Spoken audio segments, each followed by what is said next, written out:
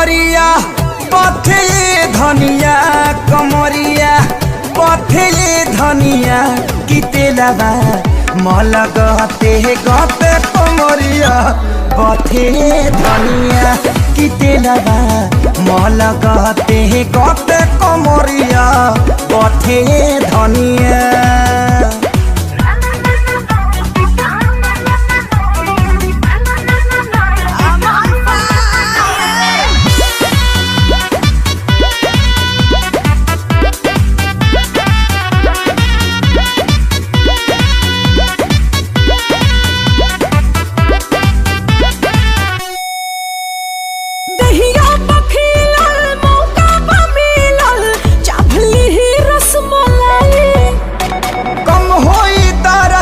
मानी नहीं मरद जितना खियाइबू खाई दहिया पखिलल मौका मिलल चाभली ही रसमलाई हरी कम होई दर्द त मानी नहीं मरद जितना खियाइबू खाई अपना बस पत्थर पत्थर बनी सजनवा फूलों से बनी सुकवारी प्यार करे खातिर जब धरिया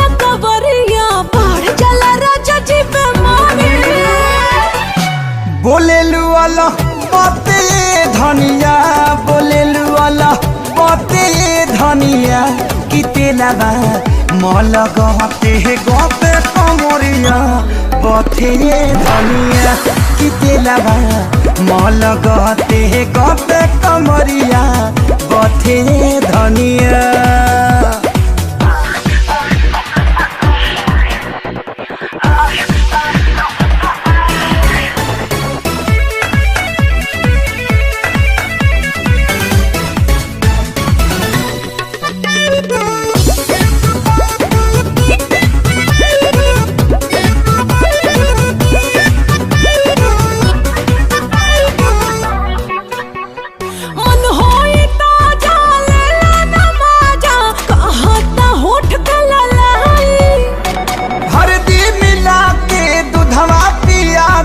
हमरो त मुड बन जाई